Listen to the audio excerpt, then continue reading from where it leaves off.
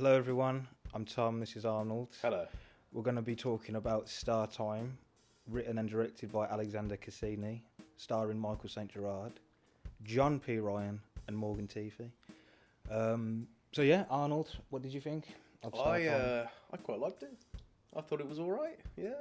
When I first watched it, I did think it was a bit like Twin Peaks with its sort of atmosphere and music, because it's got this weird sort of avant-garde jazz piece at the beginning, and it, like, as I watched the film the first time, it felt like Twin Peaks but without the profound ambiguity.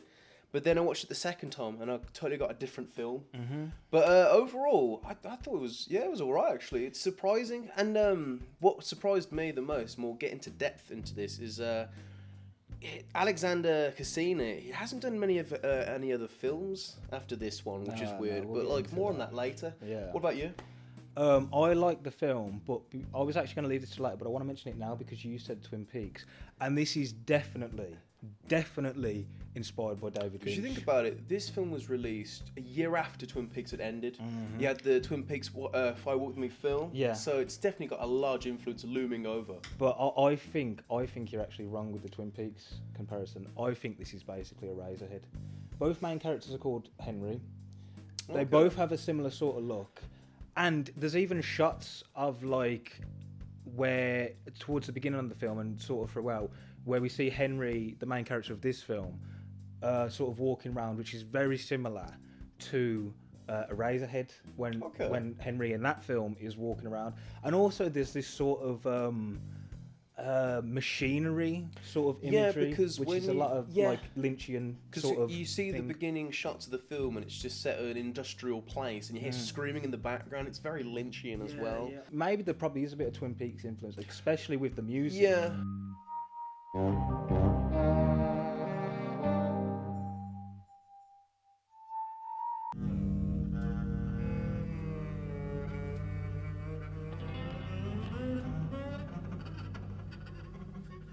It's interesting you say it reminds you of a Razorhead, because what it reminds me of two distinct films. It's A Wonderful Life, starring James Stewart, and Halloween by John Carpenter. And I'll tell you more in a bit, because there's a bit where it's pretty much at the start of the film, and Henry Pinkle is thinking about committing suicide.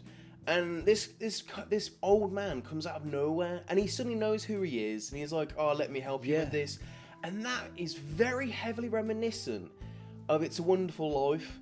And like, there's even a bit just before Henry makes his first kill that they actually show a clip of It's a Wonderful Life as well. Yeah. And also Halloween. Why I say Halloween is that there's it's not just the fact that it's the baby mask killer.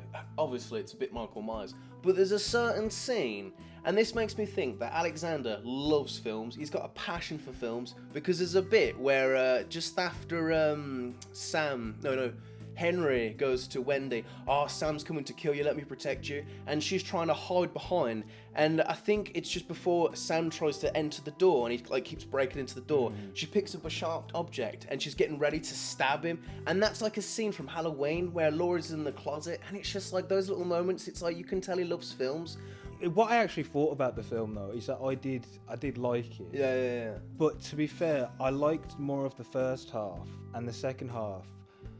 The second half isn't as good, and I think the last like 15-20 minutes is really bad. Really? Like, I don't like the ending. I think it. When I watched it the first time, I didn't mind it as much, but the second time I was like, this is, compared to the rest of the film, the ending is really lazy. But I don't want to go too much into the ending right now. I think the film might be a bit off-putting to some people because it is very, at the beginning especially. This is why I think I prefer the beginning. I think the sort of beginning is like the way it sets the tone. Yeah, it's done like really well. Yeah, it's like disjointed. It's like, what is going on, and like it doesn't make sense. But what I find funny is that if you look into the film, a lot of it does make sense. It's like it's all over the place, but a lot of things, like, it's told in sort of flashbacks and then sort of just random. You're trying to figure out what is a flashback and what isn't. Yeah, because it's very loose in terms of the structure. But yeah, like you said, even after the first watch, you still get a good idea of what's really happening, you know. But see, I didn't think the ending was that bad. I think it's a bit lazy, but I think when Wendy goes to what's his name, his room, the main character. I want to say Henry. That was it. When she goes to Henry's room. And you see all the little things that inspired him. You see the photograph of Sam's house. You see the frog toy that she gives him. You see the sex doll with the photo of her face. you see the TV sets. Like it's all the foundations of what made this film possible. You know what I mean? The actions of why he became a serial killer. Yeah. I think that's a nice little cherry on the top. But like you said, it is a bit cliched. I just feel like the stupidity of Wendy's character at the end is just too much. It's too much. It's like she believes Henry, even though she knows Henry, because obviously she's his social worker. That Henry must be like have some mental issues, and this is kind of like in that 90s sort of era where mental issues aren't really. It's not really talked about. People are just. I know this sounds a bit harsh now, but in 90s films, people are just mental. Yeah, it's not really like. I think nowadays it's a bit more. It's not well developed. Well, you compare this to say like Saint Maud, which has like. Funny you mentioned that. I was going to mention that. It's like Saint Maud. You can sort of tell what's maybe going on, but with like these sort of older films, it's like mental illness is sort of just a bit. It's just everything. Yeah. But my point being is that like she knows that Henry has some kind of issues, and she doesn't see Sam, and she already says earlier in the film, Sam's imaginary. But up until that last moment where they're on the rooftop and he opens the door and pretends Sam's coming through, is she like, oh, Sam's not real? It's like, are you thick? There's no Sam. Yes, there is. No, you have been responsible for all of this. But see, this is maybe. Just this thought I'm having right now. Maybe that is the point, because like I think it's kind of obvious. We know it's not meant to be shocking. We all know that Henry is Sam. Do you know what I mean? Yeah. I think, but see as well. I want to talk about sort of the message as well of this film. Yeah. Because like maybe the whole slasher ending, because that's how it feels like. It feels like a slasher film. Like maybe that is a point about the film where it gets to sort of it gets to a point where. Oh, this is what you're expecting, so this is what you're gonna get. But I don't want to be sort of nasty to the filmmaker, but I think the script had bigger ideas, but maybe that's me looking into it too much. I have a theory that like I said earlier, with this sort of big passion for films with these sort of references, like I mentioned with Halloween and that, I think when he started making this film, like you said, there could have been more ideas that he could have developed on. But I felt like there was a sense of him being disillusioned by the film industry. And like when you see after like Star Time, his next film was like 1999. Do you know what the name of it was? Like Genie. It was called The Incredible. Just a little, if you want to just have a quick note, he did 2 films, which was Star Time and Incredible Genie. Yeah. And he did 3 episodes of random things. I think Black Scorpion, NCIS, and another thing. It wasn't Law and Order, was it? It was something similar to that, but he's just disappeared. Simon Alexander had trouble making friends. I'm a precocious 13-year-old with an IQ of 151. But that all changed the day he got a special gift.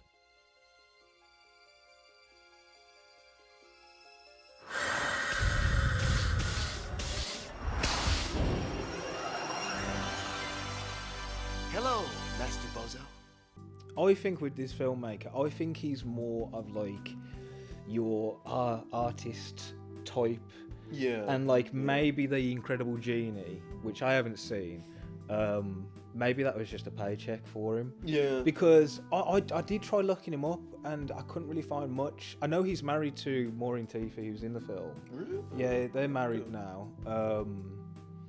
But apart from that, I couldn't really find anything about him. Like, I tried to find a website. I think I maybe found his website, but I don't think it was him because it was about an architect, unless he's gone into being an architect, which is possible. But it does seem like he seems more of an artistic sort of guy.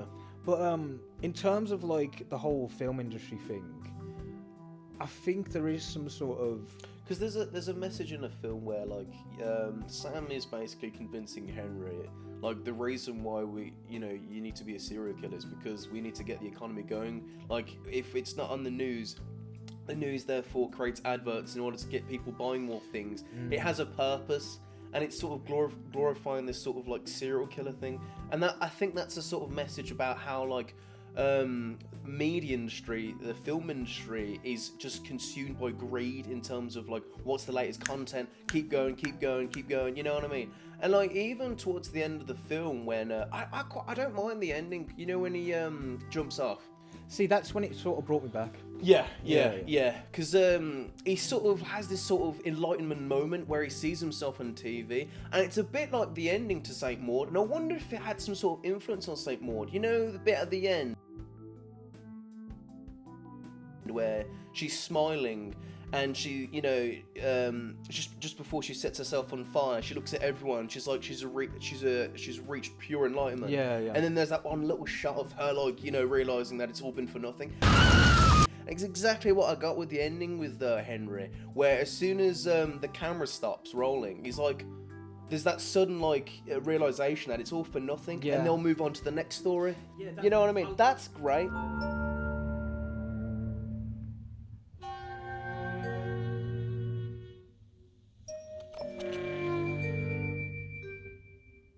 There is one shot I really like, where it's Henry on the stretcher and like the camera's kind of far away and there's no one around him and it's just him. And it is like that sense of like, you know, no one cares anymore. Yeah. He was the babyface killer and he took over the news. Sort of. But after that, you know, once that story's over, ended. You know what I mean? Exactly. But I think with the sort of media sensationalism, I think. See, like I said, I didn't hate the film. I didn't think it was awful, but I think maybe it's just because we've had so many films since this film. Yeah.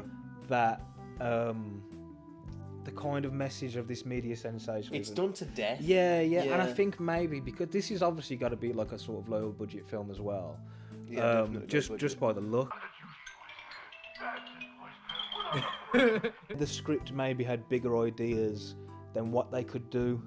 And that's why it sometimes can feel limited. Like limited. I'm like, there is lower budget films which have a sort of a similar sort of you know, way.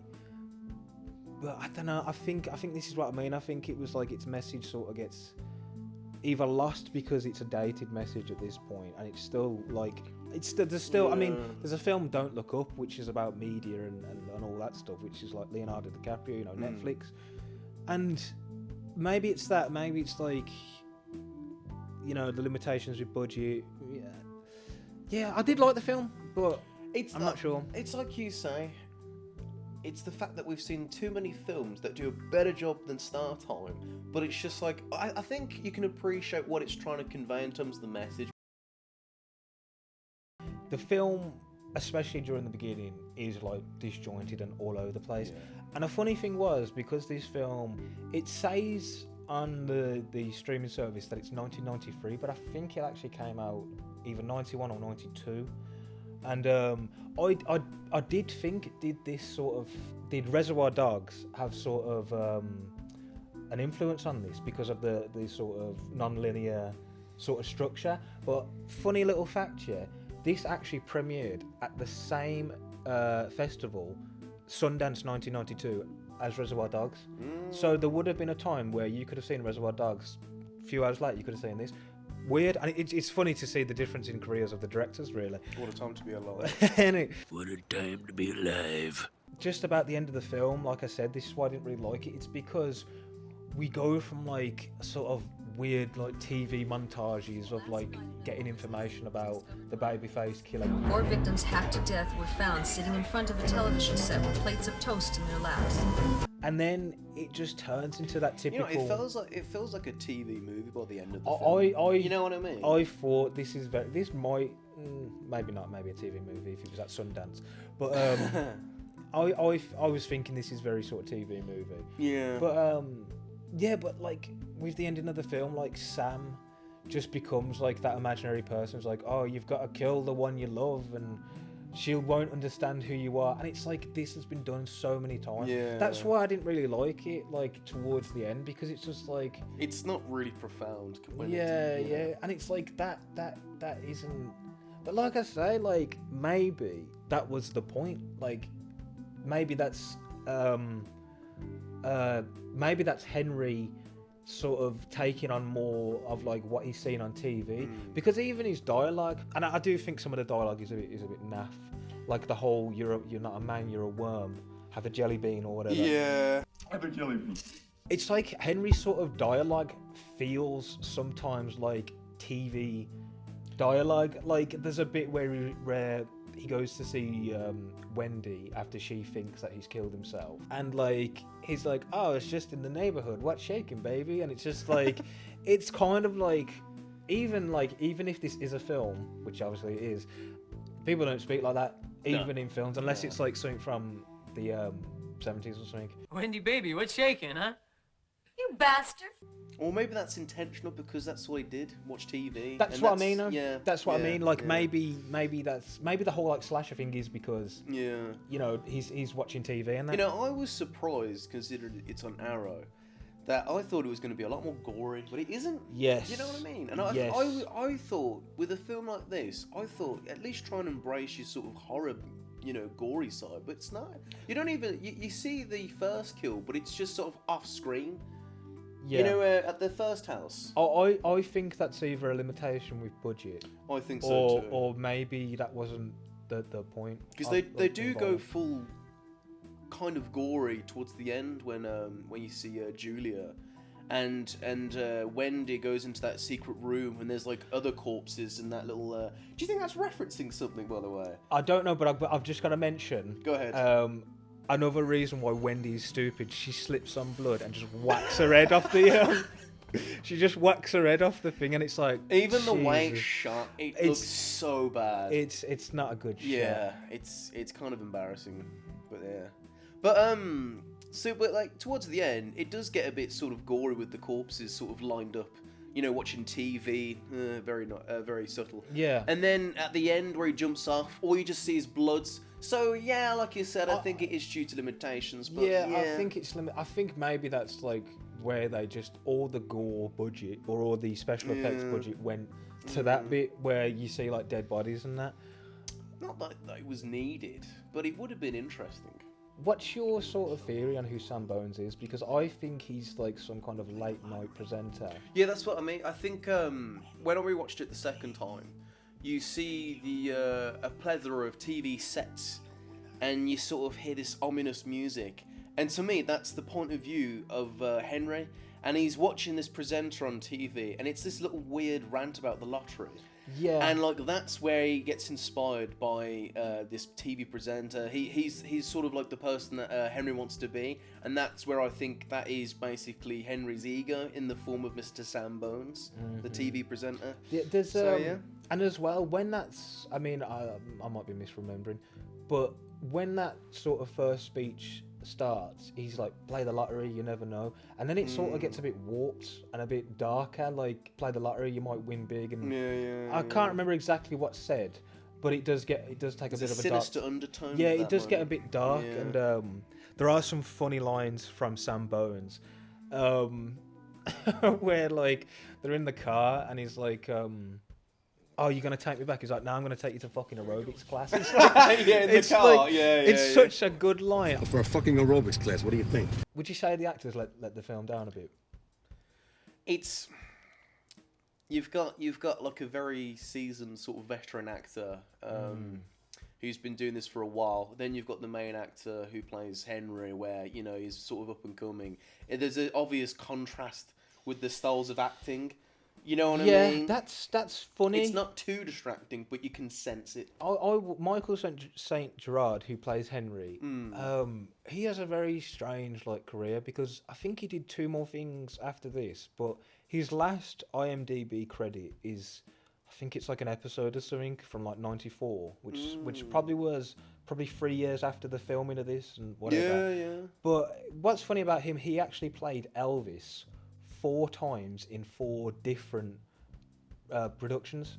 which is quite strange. But now that I know that, I look at him, it's like, yeah, he does pretty look like Elvis.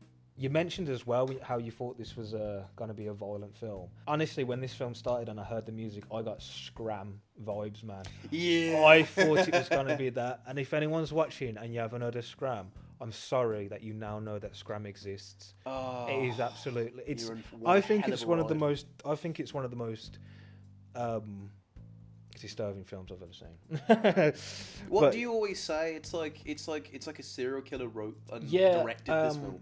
I off the top of my head, I won't be able to name the director of Scram. He also did a film called Necromantic and Necromantic 2, and another film called either The King of Death or The Death King. I think it's called something else in German. And I can't name him off the top of my head, but honestly, his films do feel like a serial killer has made them. But they're all right. Saw Necromantic in the cinema. That was a fucking experience, man. I do sort of like when Henry and Sam have their sort of interactions. I know I did say that the dialogue is a bit naff, and it is, but there are some moments where it's just like, I love how like TV presenter Sam can It's be. weirdly good chemistry. Yeah. It is. Yeah. There's a bit where they're in the car and Sam and Henry are talking, and it feels like Sam's dialogue just devolves into like catchphrases. Yeah. By the people. For the people. That's it. It's star time, Henry. Because Sam obviously isn't real, maybe this is just Henry going into his mind. Just based on what is absorbed from television. Yeah. And it's just sort of connecting it. And another thing with Sam, I do like the scene, and it did remind me quite a bit of sort of King of Comedy,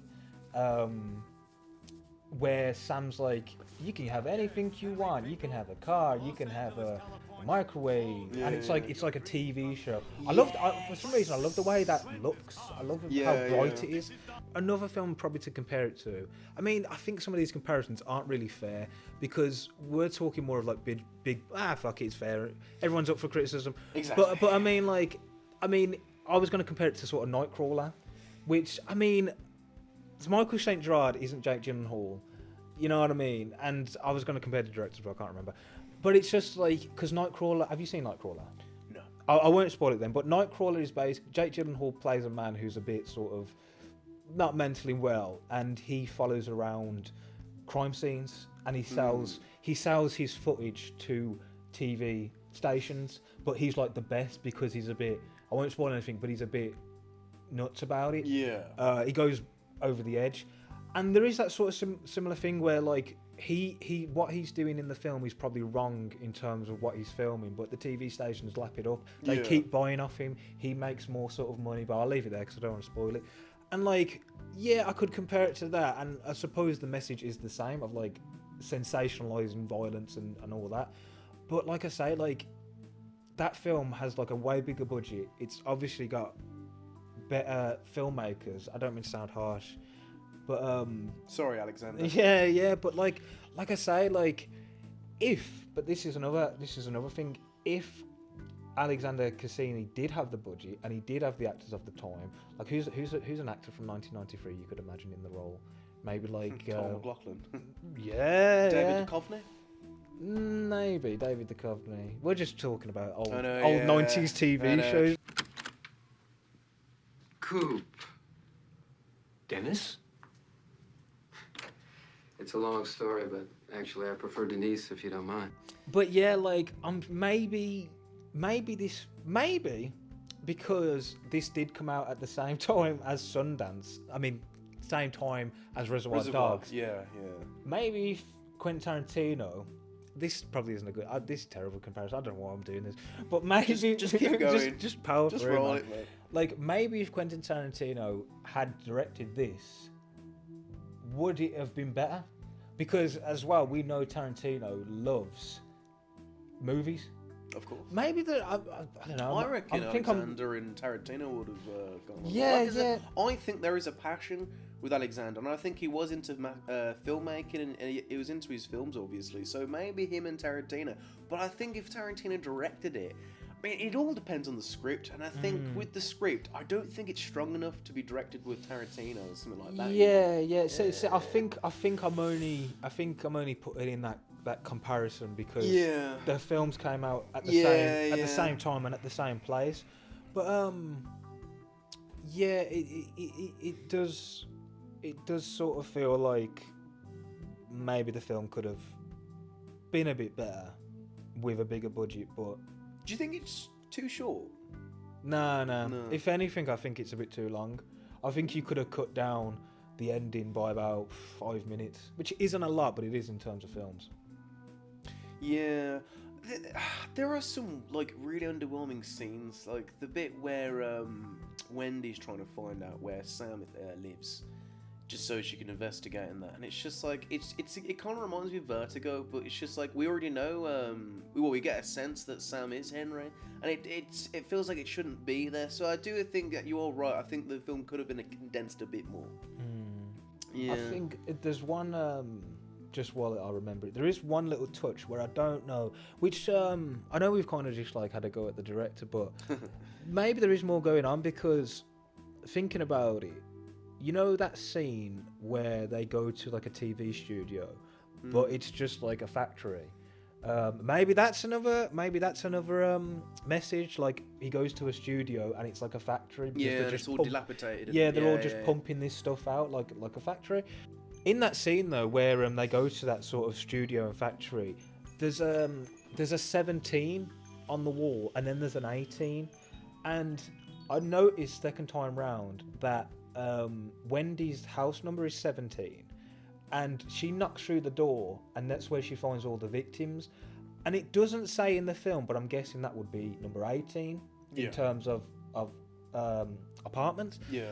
And like, you know, maybe that was like a little hint, but if it is, like, you know, what is it? You know, I mean, obviously, like David Lynch made David Bowie into a teapot, but you know, that's David Lynch. Maybe he had all these ideas, but like you said, due to time limits and budget limits, like he wasn't able to get everything he wanted, and that's probably one of the reasons why he never made any more films until like 1999. And like, yeah, it's kind of a shame. Maybe with a bit more money and time, it could have been an underrated masterpiece with a cult following. But you know, I think we spoke about this enough anyway. Is there anything else you want to say about Star Time? Not really, no. All right then. All right, fair enough. Yeah. Well, I liked it. I thought it was pretty good. Like I say, Really? what? Oh, okay. Oh, I thought it. I mean, like I say, I didn't like the ending so much, but I did think there are some good things in it. Yeah. For what it is, it's not bad. Yeah. I mean, I had a better time watching that than Jumbo. So yeah. I think like maybe we've kind of said, but maybe with a bigger budget, a different director, it could have been something really good. And yeah, I just can't wait to watch The Incredible Genie now, which is the next review, by the way. Next week, The Incredible Genie. Thanks, everyone. Now, it's up to Simon and his friends to rescue the genie before it's too late. I want you to make me a giant snake.